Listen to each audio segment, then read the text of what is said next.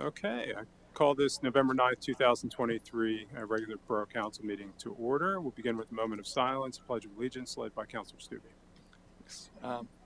I just ask that everybody take the next 60 seconds in silence, reflecting in whatever way you feel most appropriate.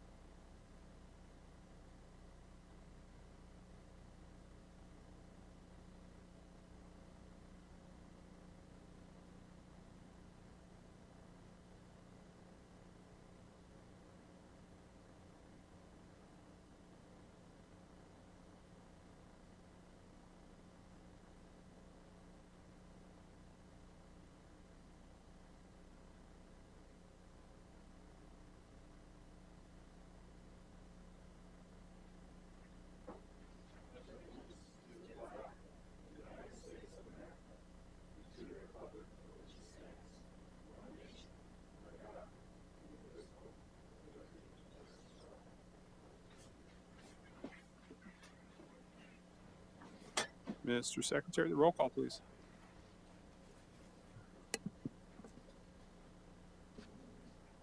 Mr. Crampsey? Here. Councilor Hicks? Here remotely. Deputy Mayor Landis? Here. Ms. Mellon? Here. Ms. Perry? Here. Mr. Stubbe? Here. Mayor Schultz? Here. We'll begin first. We have Councilor Hicks via video conference. I'll need a motion to approve his attendance by video conference. Is there such a motion? So moved. Motion by Councilor Stubbe. Is there a second? Second. Second by Councilor Mellon. I'll call the question. All those in favor, please signify by saying aye. Aye. Those opposed say nay. Motion passes. Welcome, Councilor Hicks. Thank you, Mr. Mayor. Opportunity for citizens and visitors to be heard. So if there's anybody here who wishes to be heard on any issue of borough government, you can come up to the podium. Is there anybody who would like to be heard? Okay, Stephanie, do we have anybody by Zoom? Okay, move right on. We have a presentation from Mr. Woolston on the zoning reform update.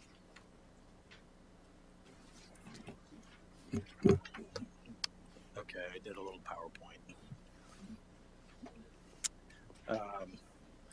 So tonight we're just going to talk about shared parking. I've briefed council on this before, and before we start, for the first couple of things that council's navigating through the public process, the I-1 to UM zoning change, the comprehensive plan amendment to sort of clarify that zoning and reduce parking is going through the process, and we're on target for a December 14th public hearing. But tonight we're just talking about expanding access to shared parking. I'm going to go to the next one, Stephanie. So the draft amendment that I presented to council before was basically to enable businesses and you know, people in the borough that need parking for their given land use to have the ability to go from 300 feet to 1,500 feet to a shared parking location. Currently, the borough zoning ordinance allows shared parking within 300 feet, but this recommendation would sort of allow up to 1,500. There's a caveat that sort of gets at lower density areas, particularly single-use residential districts, where it's probably inappropriate from a context standpoint, and it probably wouldn't serve the borough very well.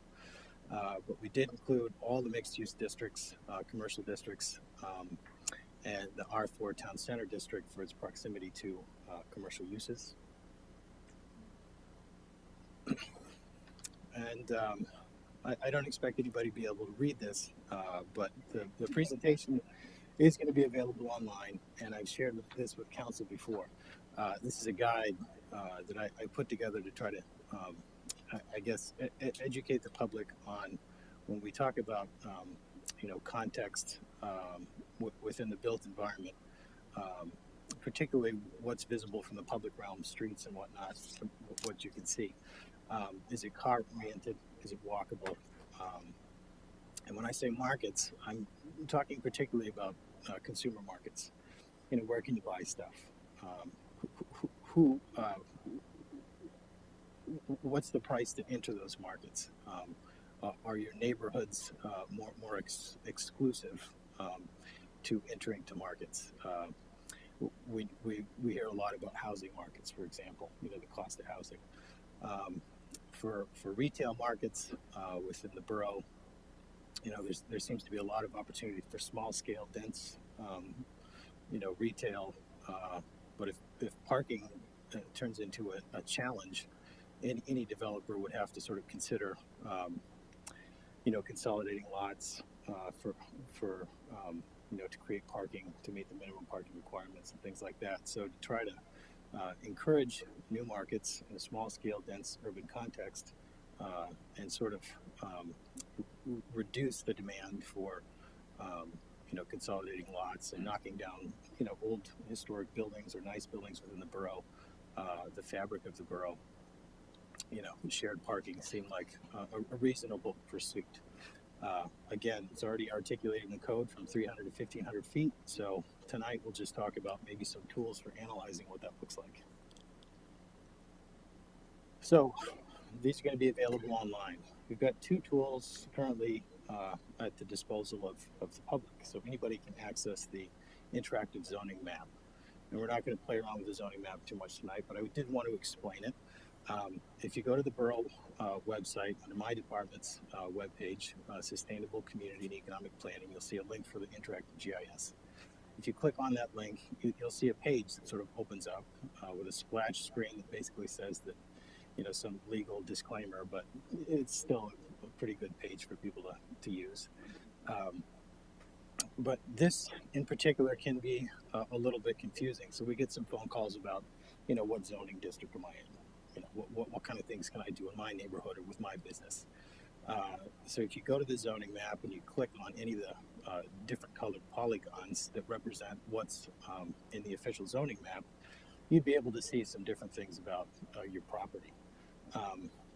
There's a couple of things that you want to be aware of when you get into it, because there's a lot of different attributes that sort of go along with the data. All you care about for this analysis is what district are you in, right? What zoning district are you in? So what I've shown you here is what happens when you click on a parcel.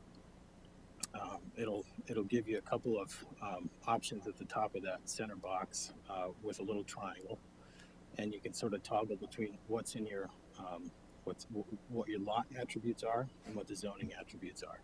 So you toggle over to the zoning attributes, and you'll see something that looks quite like what's in the legend for the zoning districts. You'll see C1 in this case. The red is C1 Central Business District zoning, and up in the top right, just to sort of confirm that that's where you're at,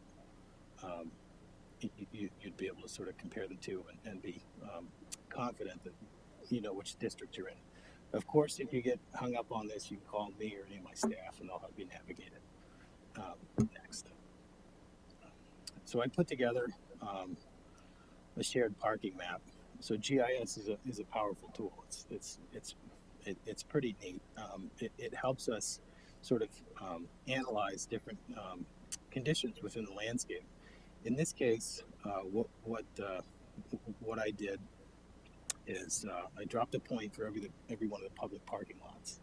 Every single parking lot is indicated as a sort of a blue square with a white P, except for the one over the east, which is the Carlisle Plaza shopping mall. I did that one for funsies. I'll be honest. But the one in the middle is, I think, less controversial. Because it just shows where you have public parking spots right now. So anybody that wanted to sort of navigate this and get a feel for what is 300 feet from a parking lot look like, well, you can trace back from any one of those blue boxes a gradient of 4 different color segments. So sort of your the white or off-white color is sort of within 300 feet, and you sort of get darker as you get out to 1,500 feet. You can click on any one of those segments, and it'll tell you how long it takes to walk from the parking lot out to that point, and it'll tell you how long it is in miles or feet. And I highlighted a couple of things again because the attributes can be a little wacky. They don't read, they're not always intuitive. So I circled the maybe a couple of things that you want to be aware of that shows you kind of the distance. In this case, the farthest distance from a parking lot, which is 1,500 feet. That's the extent of all of these lines, and it tells you how long it took to get you there. I think that says about 5 minutes and a half or something like that. Maybe it's close to 6 minutes. I think hopefully this would help council sort of consider the recommendation. Obviously, staff and the land use reform subcommittee had some level of comfort going out to 1,500 feet, but it takes the policymakers to sort of consider what your appetite is for going that far. And that's about it in terms of tonight's presentation. Any questions? Anything? Jared, I know how much you love GIS. So In fact, when I walk into your office, on the right side there was a picture of an older gentleman. Am I right? And who is that? the guy smoking a cigarette, that's Ian McCarg. And what is he known for? He's the father of modern GIS.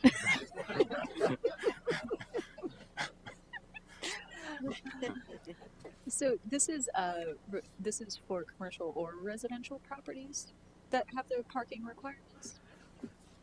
So the zoning ordinance makes a distinction in the code between dwelling units and non-residential. Both cases it's 300 feet. The draft recommendation is to tackle both, increase both from 300 out to 1,500. So that's again an important consideration because right now it's sort of a blanket. Any shared use parking lot for residential or non-residential would be 1,500 feet.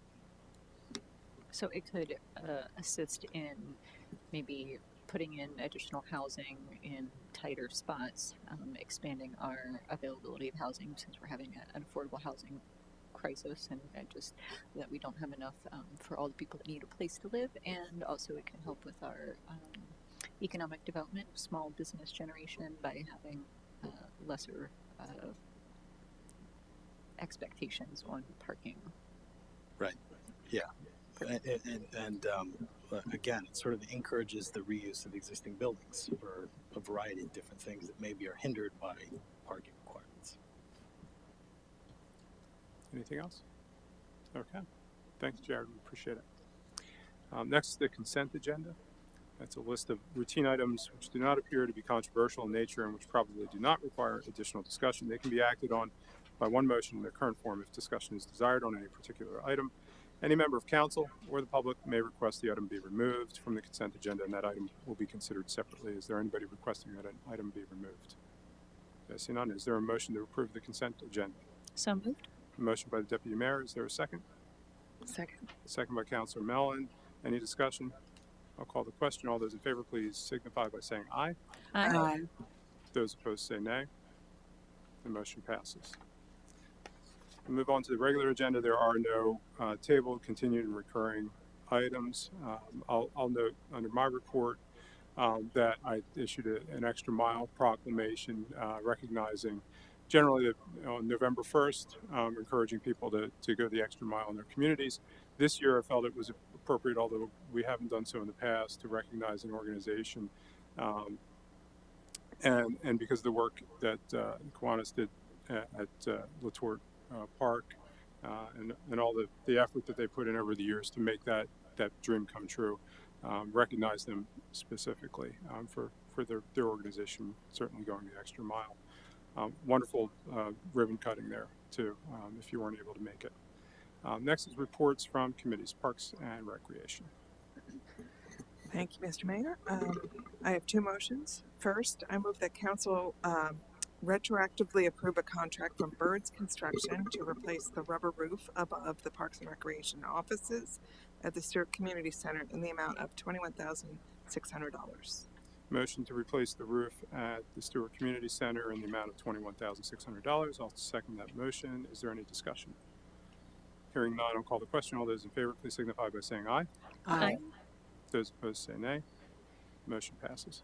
Okay, my next motion, I move that that council enter into a memorandum of understanding with Bosler Memorial Library to establish and maintain a story forest at Letort Park. There's a motion by Councilor Mellon to enter into memorandum of understanding for the Story Forest at Letort Park.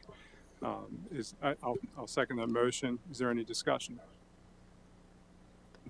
I do see Jeff Swope here from Bosler Library. Do you want to say a few words about it? Or If you would like me to, I can say a few words. Absolutely. Come on up, Jeff. We chatted about this at the opening of the playground too. Wonderful. Wonderful. So I'm Jeff Swope, Executive Director for the Bosler Memorial Library, 158 West High Street here in Carlisle. This has been an incredible whirlwind.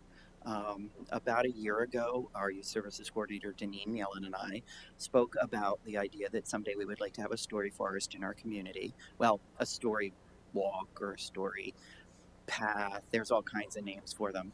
But that we weren't sure we had the capacity to know exactly how to go about it. And we decided to table it for a little while. And a couple months ago, I approached Susan Armstrong, and she connected me with Andrea. And I said, would you guys ever even consider something like this, way down the line, And we're like 2.5 months later, and we have a plan, and it has been through Andrea's enthusiasm and Susan's enthusiasm and the Parks and Rec Board's enthusiasm and it's some really serendipitous things. Cost control and labor came from the fact that we have an interested Eagle Scout to do it as an Eagle Scout program. So some of those concerns about facilitating construction or cost to produce kind of changed, and he's really excited about doing it, and that really fits with what we wanted, which was to make it a community thing, not to just go out to a vendor and buy things. So ours will be a story forest. They will look like trees.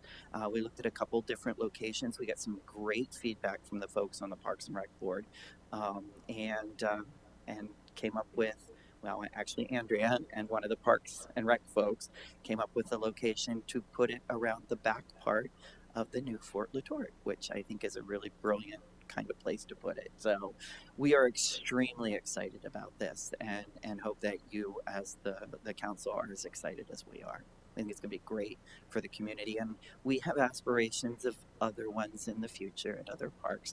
And then I think one of the only other things I want to mention is that you may have noticed in the memorandum, one of the things that we talked about that we mutually agreed on is it puts into the memorandum not just the placement and the maintenance of the story forest, but it also puts in that the library, as long as we have capacity, will start doing more programming in your parks. And we are really excited about that. Outreach concept is something we've been really excited about the concept of for a long time. So it kind of brings that participative component to within the community and the parks, and we're really excited about that as well. So does anybody have any questions for me? At least I have a voice this time. Very good. Thank you so much. Jeff. Thank you. If there's no further discussion, I'll call the question. All those in favor, please signify by saying aye. Aye. Those opposed say nay. Motion passes. That concludes my report. Thank you, Councilor Mellon. Employee Relations, Citizen Participation. Thank you, Mr. Mayor. I have 2 items tonight. I make the motion that Borough Council adopt a resolution appointing Miss Dana Culbertson to a full 5-year term as a member of the Carlisle Borough Zoning Hearing Board. This first full term will become effective January 1st, 2024 and shall expire December 31st, 2028. Deputy Mayor makes a motion to reappoint Dana Culbertson to the Zoning Hearing Board. Is there a second? Second. Second by Councilor Mellon. Any discussion? I'll call the question. All those in favor, please signify by saying aye. Aye. Those opposed say nay. Motion passes. And my second motion is I make the motion that Borough Council authorize its solicitor to draft and advertise an ordinance amending the code of the Borough of Carlisle with respect to Chapter 83, Human Relations, to include updated language with respect to the definition of discrimination. Deputy Mayor makes a motion to authorize the solicitor to draft and advertise an ordinance amending the Human Relations section of our code with updated language. Is there a second? Second. Second by Councilor Mellon. I should say the solicitor's sitting slightly closer to us tonight than usual. It's making us all a little uncomfortable. Like you're trying to keep a more watchful eye over us, right? I'll call the question. All those in favor, please signify by saying aye. Aye. Those opposed, say nay. Motion passes. And that completes my report. Public Works.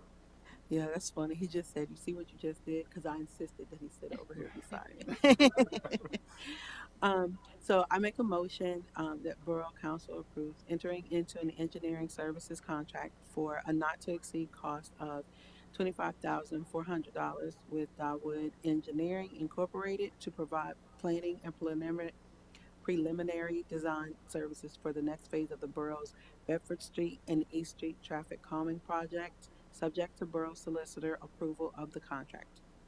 Councilor Perry makes a motion to enter into an engineering services contract with Dawood for the next phase of the Bedford Street and East Street traffic calming project. Is there a second?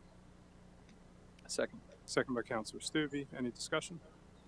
I'll call the question. All those in favor, please signify by saying aye. Aye. Those opposed, say nay. Motion passes. And second and last on mine is I make a motion for council to award the lump sum price construction contract for the State Route 11 and State Route 465 intersection radar detection system project to the lowest responsive bidder, Her Signal and Lighting Company Incorporated of Grantville, Pennsylvania, in the amount of $56,700, pending receipt of the bonds and insurances required by for the project. Councilor Perry makes a motion to award the lump sum price construction contract for State Route 11 and State Route 465 radar detection system project. Is there a second? Second. Second by Councilor Stuvey. Any discussion? I'll call the question. All those in favor, please signify by saying aye. Aye. Those opposed, say nay. And that concludes my report. Thank you, Councilor Perry. So this, under new business, it's another opportunity for anybody who couldn't think of what to say earlier in the meeting.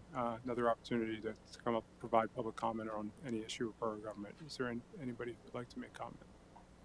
Okay, see no one. Do we have anybody by Zoom whatsoever? No, we don't even have anybody attending. So move right on to reports from council members and staff. We'll begin with our. Why don't you provide a nice introduction for us, because this is your first official meeting. Tell us a little bit about yourself. Hi everyone, my name is Jace Marie, but I go by Jace. I'm from Dickinson College. I'm a current sophomore and I'm serving as the Carlisle Student Borough Ambassador for the 23-24 year.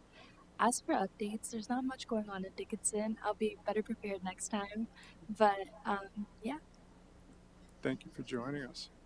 Mr. Bowers. No news, thank you. Okay. Councilor Mellon. I just want to shout out Andrea and the Parks and Rec Department for a fantastic Halloween parade. I think it was record-setting with the number of entries and probably the number of people and the amount of candy. And so thank you for all your hard work on that, and very much appreciated. Councilor Stuvey. I have nothing further to say. Councilor Ramsey. Thank you, Mr. Mayor. Two quick shout-outs. First to Chief and our police department, following up on Councilor Mellon. Trick-or-treat night was great. I saw some of his folks out and about, and it looks like everyone was obeying traffic laws and stopping for kiddos running around. So great job, and shout out to your folks.